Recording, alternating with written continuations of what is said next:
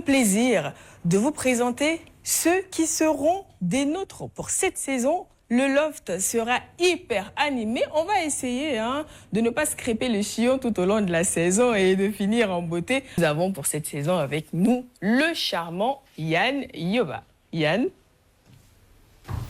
Bonjour. Comment ça va? Ça va et toi? On avait un accord. 10.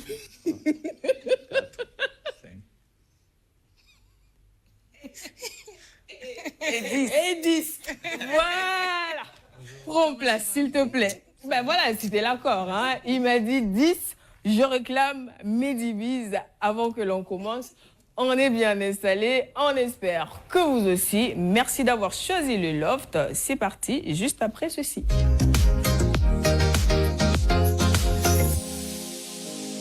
Alors, donc, comme je le disais tantôt, une nouvelle saison qui commence avec un nouveau contenu, mais avant, de nouveaux visages.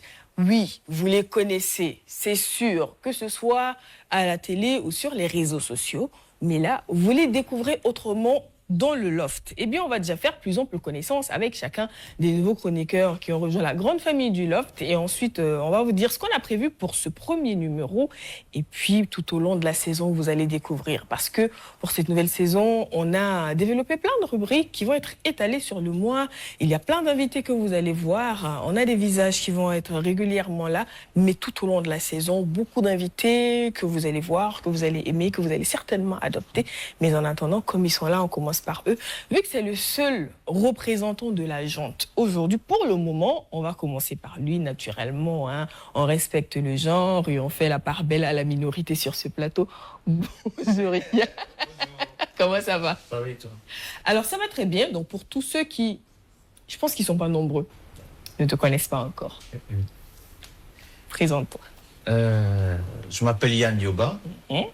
Je suis congolais burkinabé. Congolais parce que je suis né, j'ai grandi au Congo. Et burkinabé parce que j'ai épousé une femme burkinabé. Bienvenue dans la famille. Merci. À la base, je suis ingénieur informaticien. Ok. J'ai un master en génie logiciel, mais je suis également entrepreneur. J'entreprends dans le domaine de l'informatique. J'entreprends dans le domaine de l'événementiel. On a une agence d'organisation de mariage de rêve. J'entreprends dans le domaine de la langue. On a un centre de langue où on donne des formations en anglais, en allemand et en mandarin. Je suis formateur. On a oratoire, en communication, en marketing, en stratégie digitale. Je suis conférencier et maître de cérémonie professionnelle. Enfin. Je me demandais si on allait y arriver. Combien de casquettes en tout? Waouh, c'est impressionnant. Mais tu n'as pas cité que tu es chroniqueur du loft. Je suis chroniqueur. C'est la deuxième saison du loft. Bah voilà, tout de même, ça fait une casquette en plus, mais ça vous montre jusqu'à quel point ce jeune homme-là, il aime bosser, il est passionné de tout ce qu'il fait, il n'hésite pas à dire oui quand il y a une nouvelle expérience à prendre. La télé, c'est sûr, tu commences pas avec nous, mais ça va peut-être être différent avec nous. On ne sait jamais. En tout cas, bienvenue dans la grande famille du loft. Beaucoup.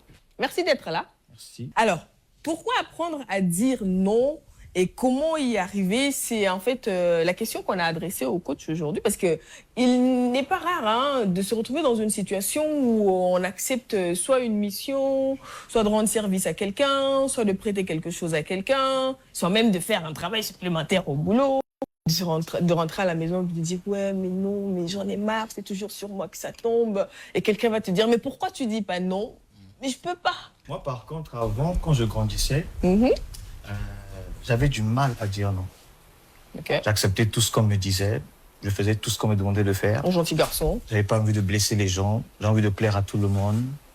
Mais après, j'ai compris que si je continuais comme ça, je vais vivre une vie qui est malheureuse. Et c'est là où j'ai dû apprendre à dire non. Et dès l'instant où j'ai commencé à dire non, j'ai vu qu'il y a un pouvoir dans le non. Tu dis non et puis il n'y a rien qui se passe. C'est vrai en fait, c'est bon, tu dis non. Et comme ça, j'ai pris l'habitude. Je ne suis pas d'accord avec quelque chose, je dis simplement non, sans t'expliquer. Mais tu es quand même passé par la phase où tu n'arrivais pas à dire non. Exactement. Ok. Yann tantôt disait, aujourd'hui j'arrive à dire non sans me justifier. Est-ce que ça marche toujours comme ça? Est-ce que souvent les gens n'ont pas... Parce qu'il y a quelqu'un qui va dire, mais pourquoi? Surtout pour une personne qui a l'habitude de dire oui à tout. Par exemple, la première fois que tu as dit non, je suis sûre que tu as entendu le pourquoi en face, ou pas? En fait, avant de pouvoir être capable de dire non sans se justifier, je vais toujours dans le même sens que le coach Kamal.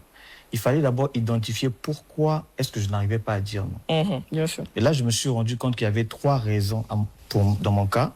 C'est parce que je voulais tout le temps plaire aux gens.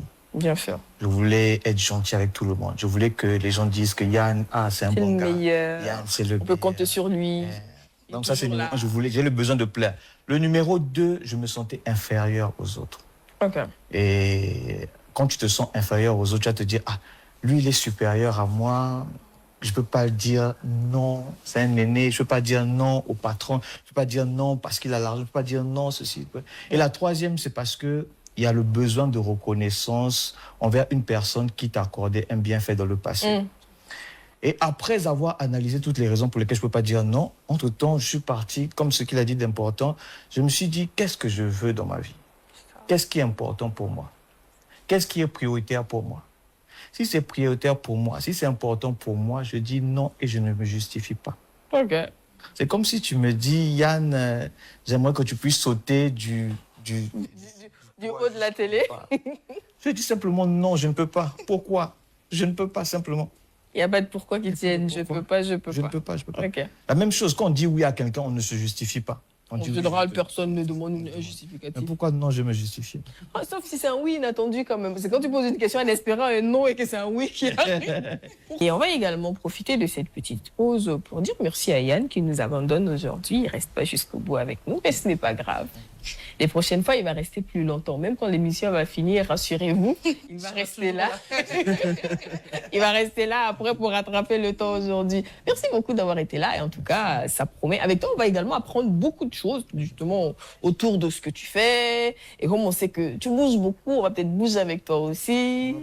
Donc, merci beaucoup d'être là. On te souhaite une bonne suite de journée. Merci.